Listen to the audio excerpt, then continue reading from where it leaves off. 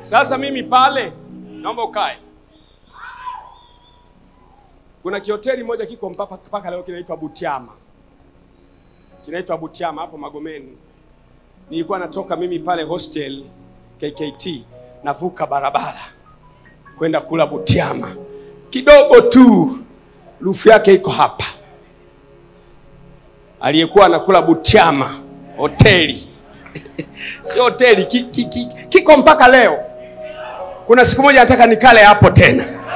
Nikumbuke kifungo changu, nikumbuke utumwa wangu. Sasa nikaenda kule Tambaza. Kesho yake wamewekwa wanafunzi kwenye holi la shule. Nikasoma andiko moja tu. Wanafunzi wote wamelala chini, mapepo. Kumbe ile bangi yote, vurugu yote, mapepo. Mkutano sio wa Kristo tu, shule nzima. Kuanza kuwaita njoo. Wanafunzi wanakimbia hovyo. Toa vibwengo. Kesho yake mwanafunzi mmoja, jina lake anaitwa Tobias Marandu, mwanafunzi kati ya wanafunzi, akaniambia, baba, usiku nilipokwenda nyumbani nimeota ndoto. Umeota nini? Kuna baa moja iko Kimara hapo. Mungu ameniambia kabisa ukienda pale wewe ukaomba, ile baa itageuka kuwa kanisa.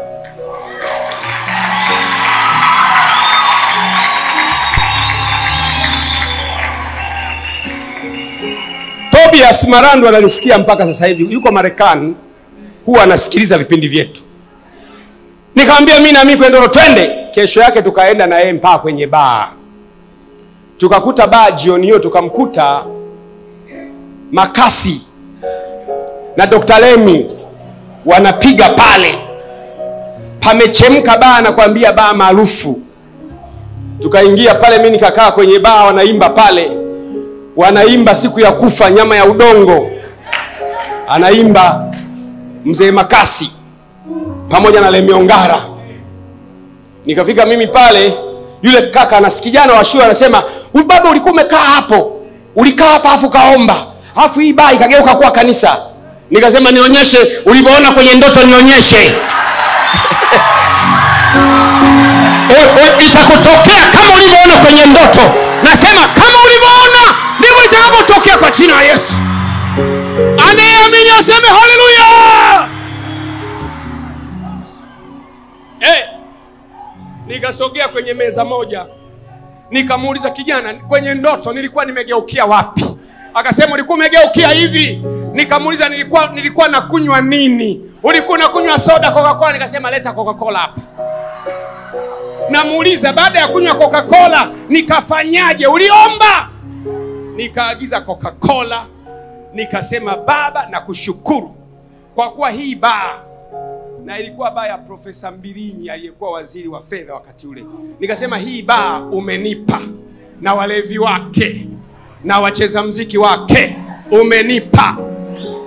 Na kushukuru Mungu kwa jina la Yesu. Amen. Kaa kidogo. Hivyo ndivyo mimi nilipofika Dar es Salaam. Sikufika Dar es Salaam mimi nakuja kwanza ufufuo na uzima. Mungu huwa anasababisha jambo la kawaida la kibinadamu, unaitwa vitani kuwapelekea ndugu zako chakula. Mungu akiwa na kusudi kwenye maisha yako, anasababisha jambo la kwenda mahali, jambo la kukutana na mtu, jambo la kusema na mtu. Unasababisha jambo zito ili ufike kwenye hatima yako. Naona jambo linasababishwa ili wewe ufike, kwa maana kusudi la Mungu litasimama. Haleluya.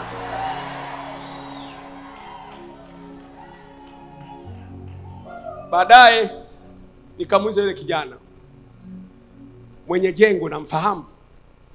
Akasema simfahamu. Kuna mzee pale chini kwa mzee Baisi. Kulikuwa na nyumba imeandikwa Mwangaza House.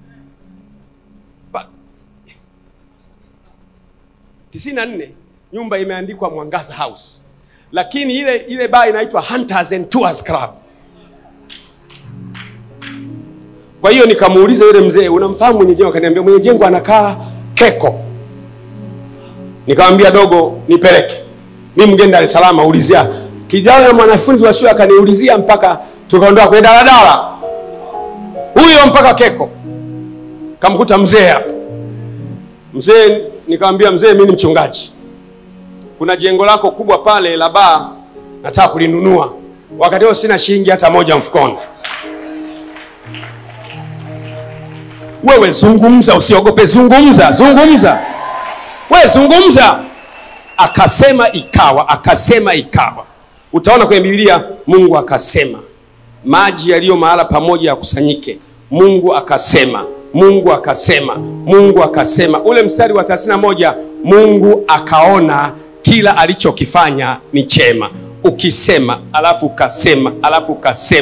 ukasema, baadaye unaona unachokisema.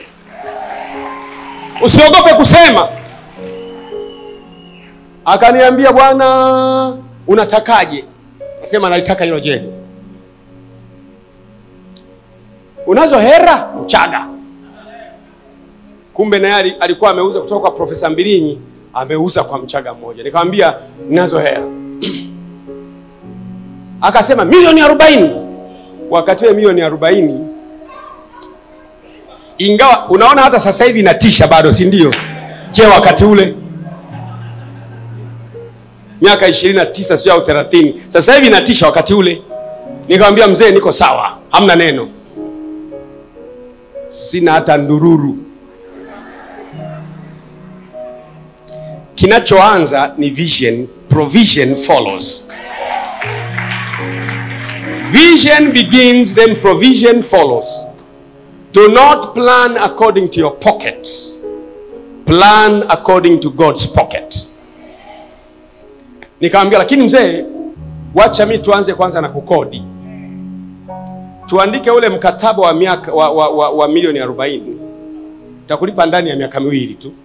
Ila sasa hivi nikodishe mwaka mzima. Yule mzee akasema, kwa mwaka mzima 816,700. Umeitoa wapi mzee? Ilikuwa hela nyingi. Nikamwambia mzee, nitakupa. Kaenda kumuomba Mungu, Mungu akanipa pesa, nikamlipa.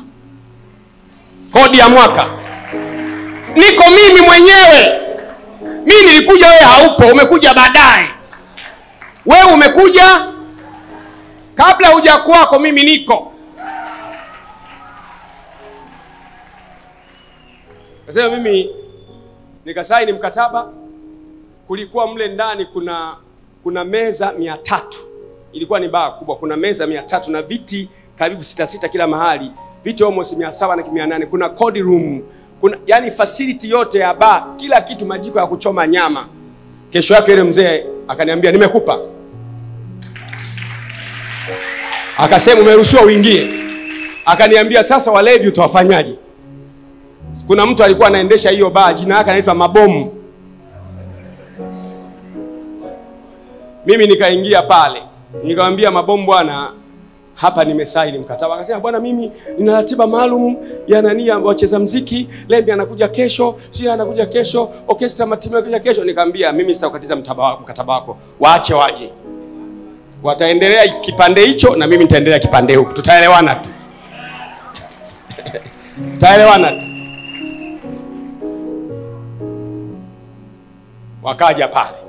Na mimi nikaingia kwenye chumba, niko mle ndani, raba sapa kapasa tata. Wanasema, sasa hii baa imeharibika kabisa.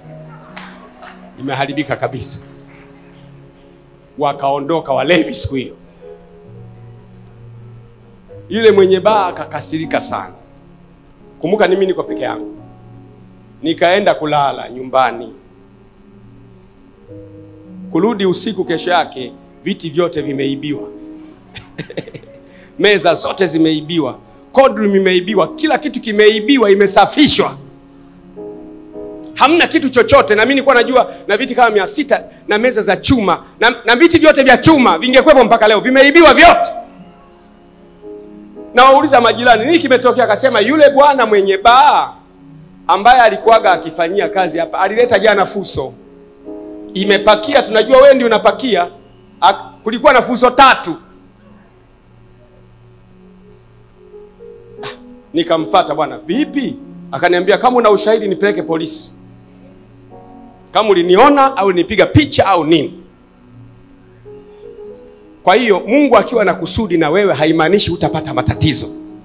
Matatizo, God does not bring problems to kill you. God allows problem to sharpen your maneuver, to improve your war skills. Mungu anaruhusu magumu ili improve namna yako ya kupigana vita. Ujue kwamba unaweza kuwa mpakwa mafuta lakini ukaibiwa. Kukamatwa na vibaka haimaanishi Mungu amekuacha. Mungu anamaanisha tu si unapita njia hiyo usiku. Yaani kuchumbiwa na kaka afa anakuacha usifikiri ni laana. Inamaanisha tuwe mwangalifu kabla hujasema ndio. Kuonwa na kaka alafa yaani Mungu haimaanishi Mungu amekuacha. Matatizo ni sehemu ya maisha. Mungu haruhusu matatizo ili akuangamize. Mungu anaruhusu matatizo ili ujifunze na akuinue kwenda juu. Goliati wako huwezi kumkwepa, mtandike. Sema tandika.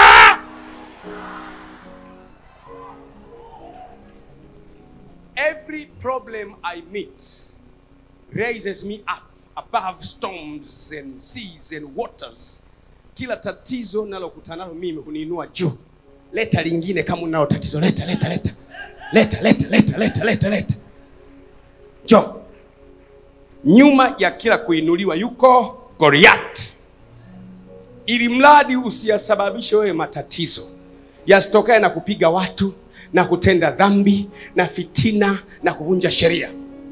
Lakini yule mtu anajikoki mwenyewe akaingia kwenye krasha, mgeuze awe kokoto. Mgeuze awe kokoto.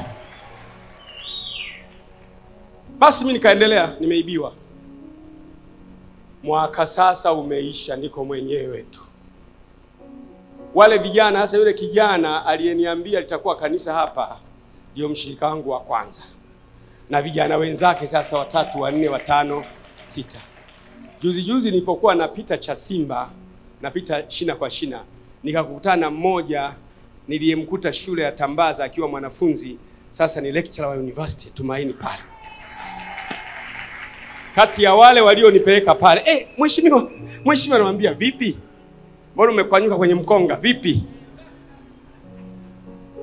Ndizi ikidondoka kwenye mkungu wake, hakuna namna ya kuirudishia pale.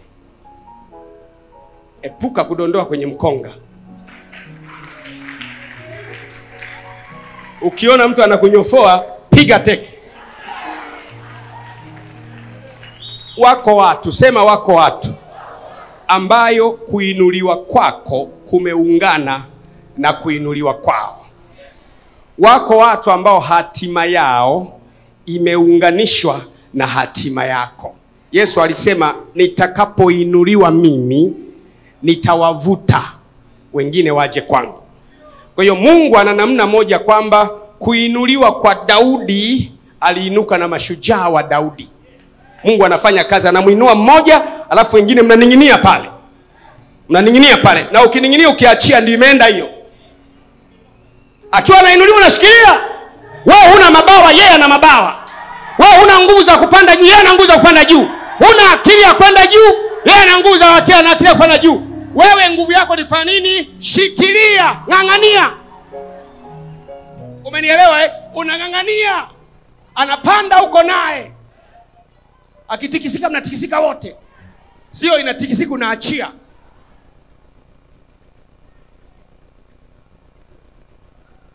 Mwalimu wangu alinifundisha, Mkorea mmoja anaitwa Shin, akaniambia kanuni ya kukaa pamoja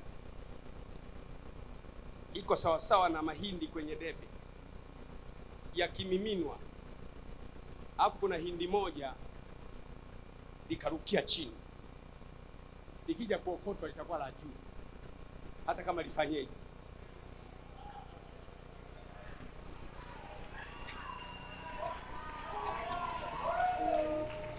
Kuna watu mnakwenda, anarukia nje, anakuja kurudi baadaye, anawaza kwa mimi kwaga AP, kaa juu.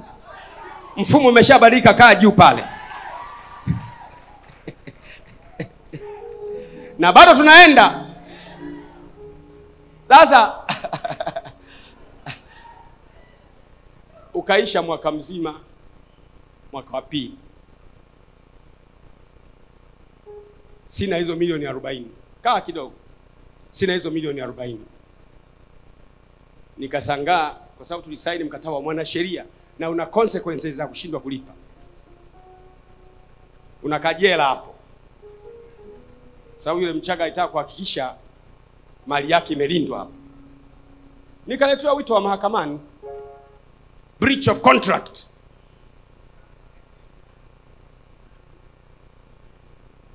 Sina hela ya kuweka mwanasheria na sijawahi kwenda mahakamani tangu nizaliwe, wala polisi. Nikaletewa barua hii hapa ya mwanasheria na dispatch. Kuisoma, ina Kiingereza cha kuongea, unaitwa mahakamani. Na ule mkataba nilio sign umekuwa attached pale. Lini? Siku fulani. Nikaanza kuwakumbuka jamaa zangu wote tuliosoma nao shule. Jamaa fulani tulisoma naye Olevo, mwingine hapa. Nikamkumbuka jamaa mmoja tulisoma naye, lakini anasoma pale University of Dar es Salaam. Anafanya masters ya sheria. Nikamtafuta mpaka nikampata, nikamwambia bwana, inabidi ukanitetee mahakamani kama alikuwa advocate by then. Tukaenda mahakamani, siku imefika. Fika mahakamani pale, sikiliza vizuri. Fika mahakamani pale, sijaingizwa kwenye kile kizimba kile cha kuingia na kuongelea pale. Sasa yule advocate wangu amekaa ndani. Mimi nilikuwa nje, sio ninafanya nini, nanunua maji, huku nikaitwa.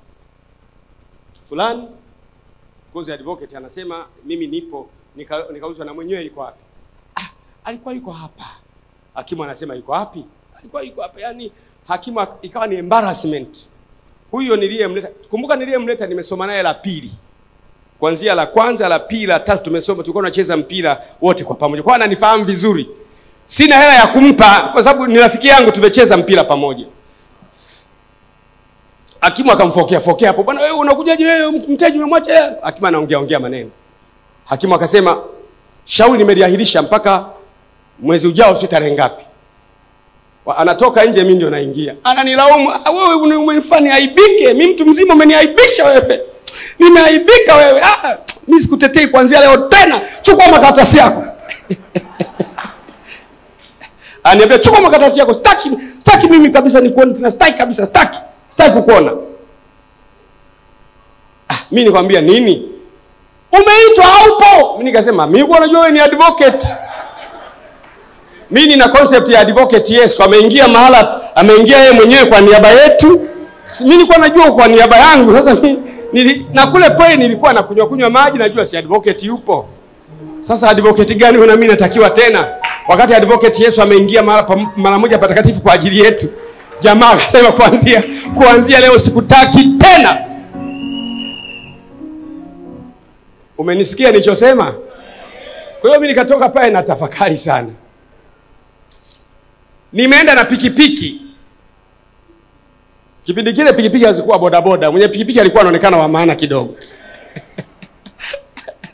Sasa nikarudi nyumbani na tafakari sana. Itakuwaje? Siku zikaenda, naendelea tu kupiga majeshi. Sasa wale vijana niliokuwa nao, wale wanafunzi wale wanaambizana, wote wanafunzi wanaambizana, bwana ni zali hapa. Kumekuwa zali hapa. Wakaanza kuondoka mmoja.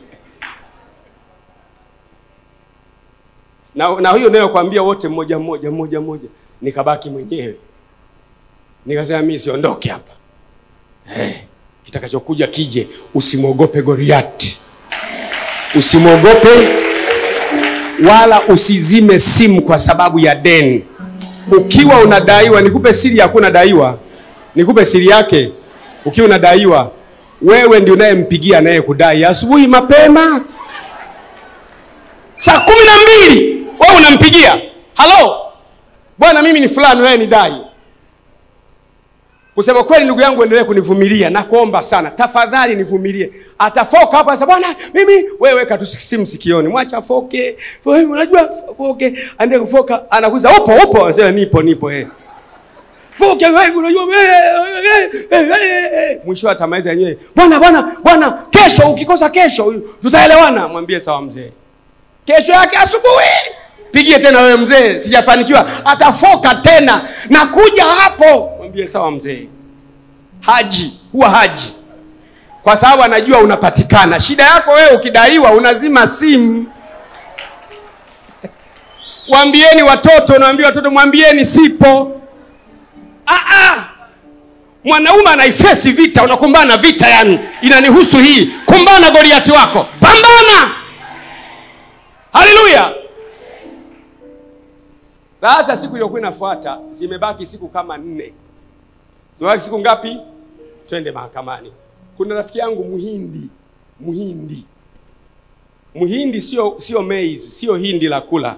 Yani Muhindi wa zamani, tulikuwa naye Mwanza.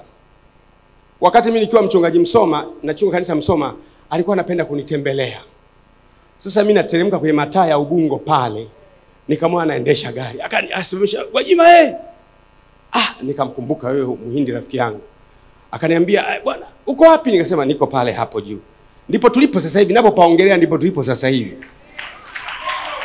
Napopaongelea ndio tulipo sasa hivi. Wewe usipaangalie pale, pamelipiwa kwa damu ya Yesu pale. Mwingine tu, mbona kanisa yetu siku hizi unajua tulikotoka? Ilikuwa baa ile.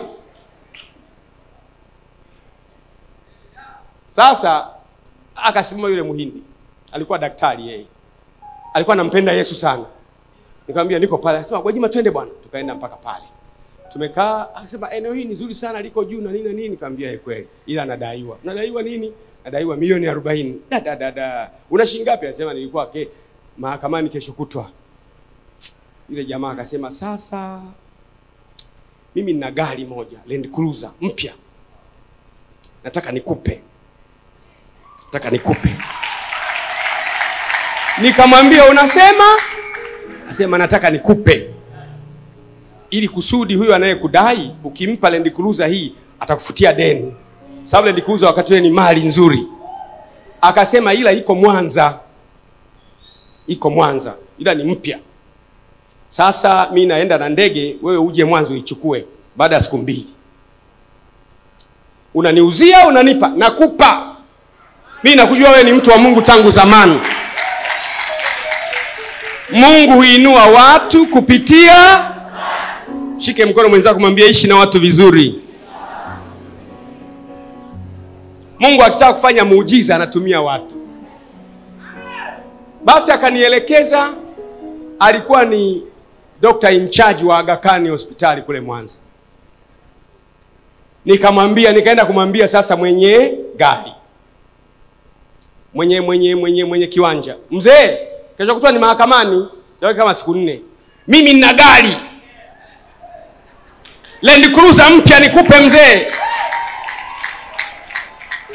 Samchaga kusikia Land Cruiser, akasema mpaka nione kwanza. Akasema ninayo. Umeipata wapi? Wewe umeshindwa kunipa miaka 2, Land Cruiser umeipata wapi? Nikasema rafiki yangu amenipa. Akasema iko wapi? Iko Mwanza. Lini unaifuata? Kesho. Akaniambia twende wote. Nikasema Mchaga kiboko huyu, haniachi. Twende wote. Na kuonyesha hivyo kwamba ukiwa una tatizo leo haimaanishi una shida. Ukiwa una tatizo leo haimaanishi Mungu amekuacha. Ukiwa una tatizo leo haimaanishi Mungu hana kusudi juu yako. Mungu anaruhusu matatizo kukunoa. Kubali unolewe. Whether shida ya kisiasa au ya kifamilia au ya kiuchumi, Mungu anaruhusu shida ili akunoe. Uende kwenye kusudi lako kwa jina la Yesu. Sema amen. Hallelujah. Kuna watu sio original. Yale madhaifu ya maisha yao hawawezi wakayaelezea. Wanajidai wao ni Babon Town. Wamezaliwa wakiwa sawa tu. Wamesoma Olympio shule ya msingi.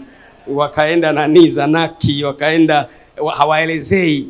Sikiza nikwambie, unapoelezea madhaifu, Mungu akikuinua ukaelezea madhaifu, kuna mwingine leo iko chini anapata nguvu ya kwenda.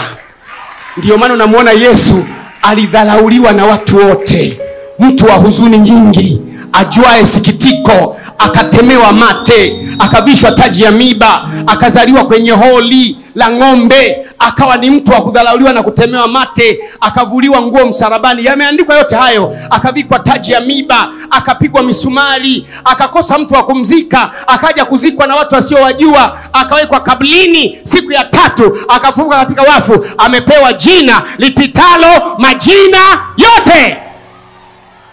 Huyo mwenye mwanzo mdhaifu leo ni Bwana wa yote. Aliyekuwa na mwanzo mdhaifu, maisha yake magumu, kaka yake wanajua amechanganyikiwa, ndugu zake wanamzomea, familia, leo ndio Bwana mabwana. Amepewa jina lipitalo majina yote. Hatimaye aliyezaliwa kwenye hori la ng'ombe awa mfalme wa wafalme na Bwana wa mabwana. Sasa hebu sema hey.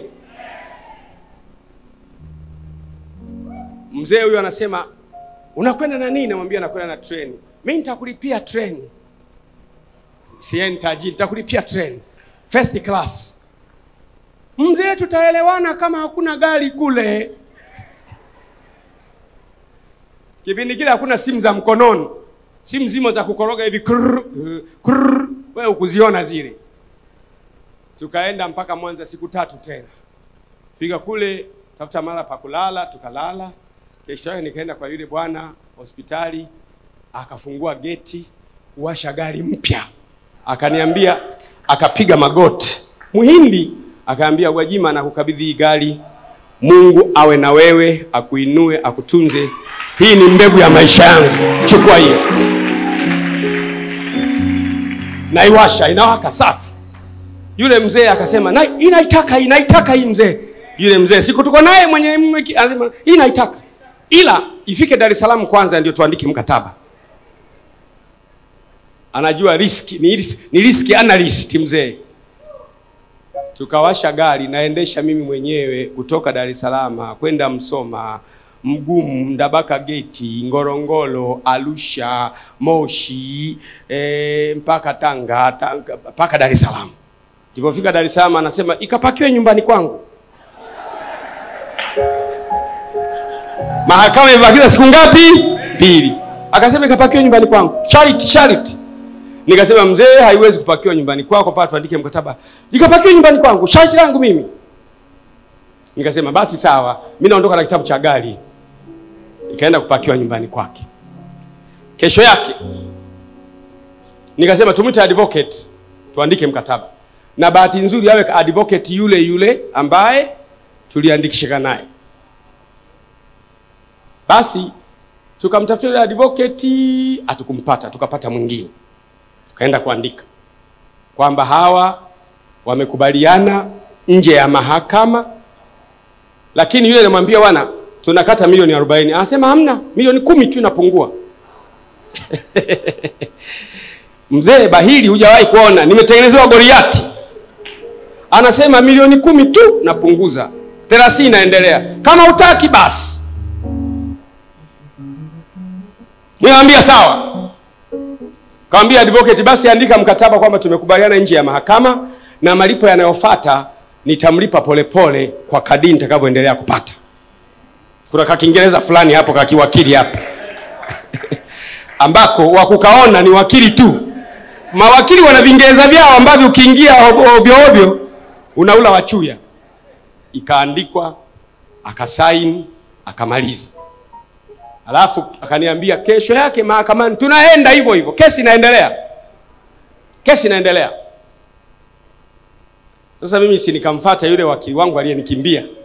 Nikamwambia, "Bwana, sikiliza bwana, twende bwana." Asema mimi hapana, siwezi kwenda. Nikamwambia, "Bwana, tumeingia mkataba na huyu mtu hapa." Akausoma, akasema, "Hapa kesi imeisha." Kesi imeisha. Imeishaje? Imeisha kwa sababu wewe ulikuwa umesha breach contract. Ulikuwa umeshaharibu mkataba. Ulikuwa unashtakiwa kwa ajili ya kuharibu nini? Mkataba. Lakini ukiwa umeharibu mkataba, mmeingia mkataba mwingine, na advocate aliyekuandikia hapa amesema ule mkataba wa mwanzoni hauhesabiki, umekufa. Kwa hiyo mkataba unaofuata sasa hivi ni kumlipa polepole mpaka zitakapomalizika. Na bahati mbaya haijatajwa zitamalizika kwa muda gani. Njia za Mungu ziko juu kuliko njia. Tukafika pale mahakamani, ikasomwa kesi tena. Kwa soma tu hakimu advocate wangu akasema, "Mheshimiwa hakimu, mteja wangu na mteja yule wamekubaliana nje ya mahakama na wameshaandikishana mkataba." Yule mzee, "Hapana, inaendelea." Advocate wangu akasema, "Mheshimiwa hakimu, naomba uangalie huo mkataba." Mheshimiwa akapelekewa akaangalia mkataba. akasema mpeni huyo, yani huyo wakili wake ausome. Akausoma mkataba wakili wake. Hafa akaulizwa mteja, ni kweli ulisaini mkataba? Ni kweli, tumesha saini naye, nimempunguzia milioni 10, zimebaki 30. Akasema basi kwa mjibu wa mkataba huu mpya, zile zilizobaki utapewa polepole mpaka zitakapomalizika. Kwa shauri hili linaishia hapa kwa sababu mkataba mpya umeingia. Mzee we kumbuka hilo gari amekuja nayo hapo mahakamani ndio mbeba.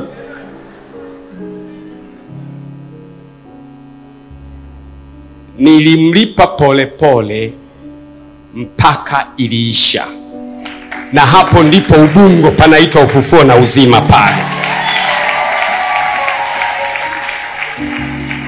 Hapo katikati Lemiongara niliyemkuta anacheza disco mara ya kwanza pale, akaja naye kuokoka pale. Makasi naye akaokoka pale.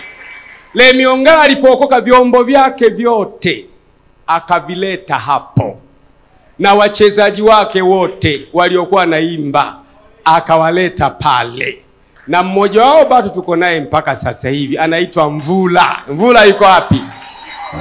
Njoo hapa. Huyu hapa.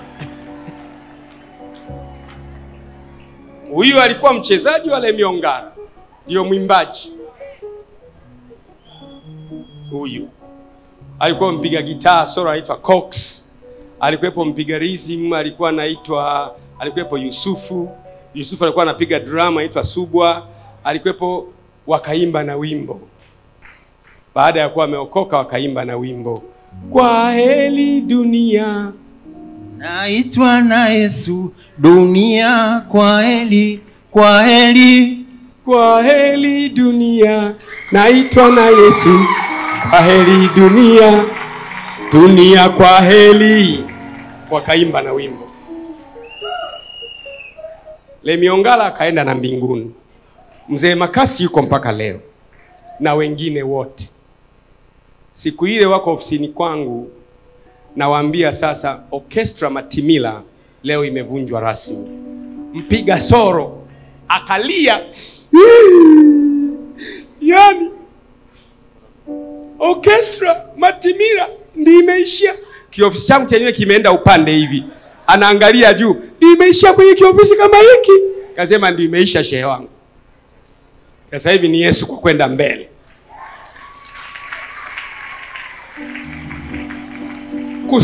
Mungu akitaka kukupeleka mahali ana njia zake. Ana njia. Akitaka kukupeleka mahali hakuambii kwamba nakupeleka mahali pale nitakuinua, nitakusaidia. Unasikia tu naitwa na fulani, wewe nenda. Unasikiza tena, nenda na pale. Nenda na pale.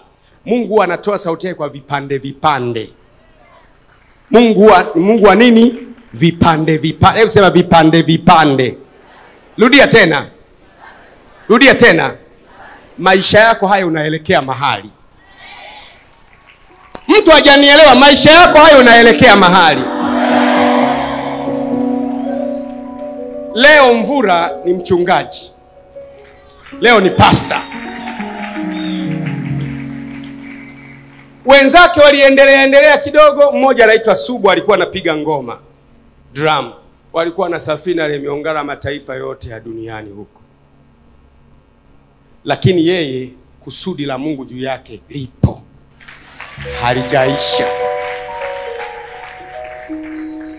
Tukatunga wimbo naye wakati ule unasema, Mungu wa upendo nipokee Baba, nifunike kwa damu yake Kristo, shetani asinione.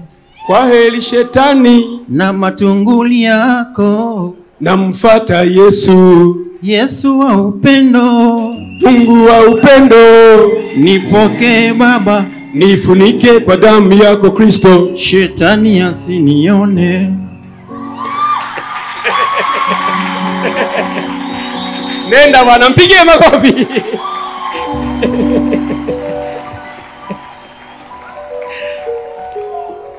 Sasa Daudi amefika kwenye uwanja wa mapambano.